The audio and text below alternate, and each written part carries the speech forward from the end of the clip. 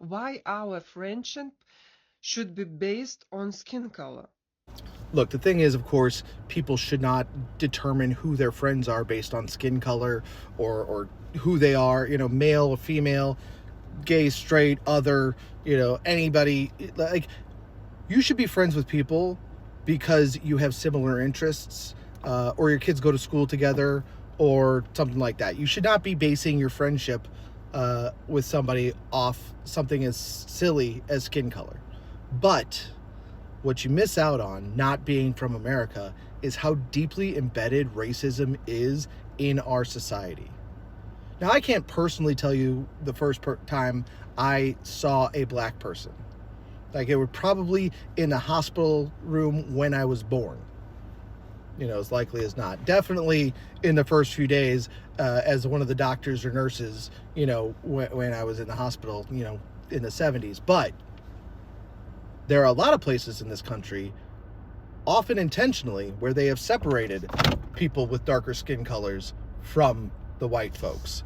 And that goes back in history to at least 1619 and probably a little bit before, with the start of chattel slavery and the slave trade into the United States. It's disgusting and it's sad and it makes me angry, but like if you studied our history, and there's no reason you should have, you're from Lithuania. Why would you study the history of the United States over your own? Obviously. But if you studied more about the United States history, you would see how intentionally, through government regulation, through, societal intention, through the structures that we have built within our society, the separation of people by color has been preferred more often than not. And really that only has started to turn in the last 50 or 60 years, since the civil rights fight in the 50s and 60s. And even then, like even today, like I go home to St. Louis and that is a very separated racist town.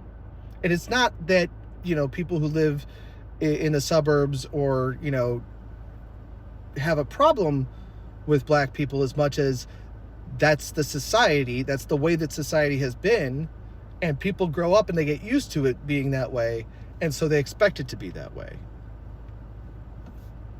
Some of us were born with, grew up with black friends.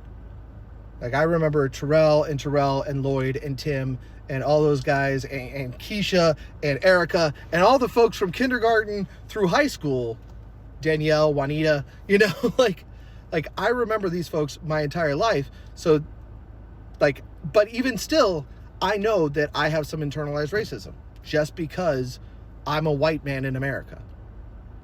Like just because of the way that society has formed me, there are certain things that I do or say that are racist that I don't even realize are racist. And for people like me and people who understand that, like our goal is to find out where we're making those mistakes and correct them. But there's a huge swath of people that do not do that. They don't understand that, what they're saying is a racist statement. And by not understanding that, they do not try to change it.